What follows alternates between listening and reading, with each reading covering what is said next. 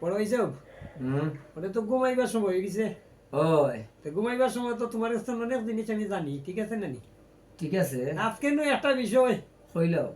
হতে গেছিলাম, হুম ওতে চেয়ার শুননি, হুম ওটার কিছু মিনিং কৌকা উনি এটা বেশি কিছু বুঝি কৌকা। ও যে শিয়া আর সুন্নি লইয়া যে মানে কিতাব হইছে ভেদাভেদ জি ওই জি না দ্বন্দ্ব যেটা। ওই ও বেদা বেদ হইয়া দ্বন্দ্ব ও তো আমি আসলে আমার ক্ষুদ্র জ্ঞানে কইলাম আর কি। হুম শিয়াও গুনতা নাই, সুন্নি বলতেও গুনতা নাই। শিয়া আর সুন্নি যদি যদি মনে করতো এই একজন আরেকজনের ভাই, আমরা যে মুসলমানের ভাই হই, হুম ইগুর একটা মানে একটা বাউতাবাজি।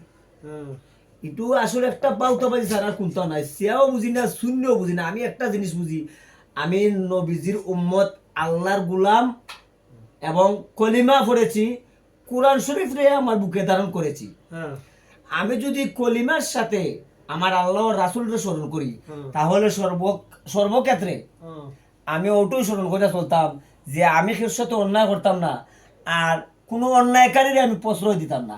এখন আমি অন্যায় করিলাম, হুম আর অন্যায়কারীরা অন্যায় করার জন্য তৈরি করিলাম, মারেরাম খারে আমার বাইরে। আরে তুই কে সুন্নি আর কে শিয়া? তুই তো শিয়া নামের কলঙ্কি আর সুন্নি নামের কলঙ্কি।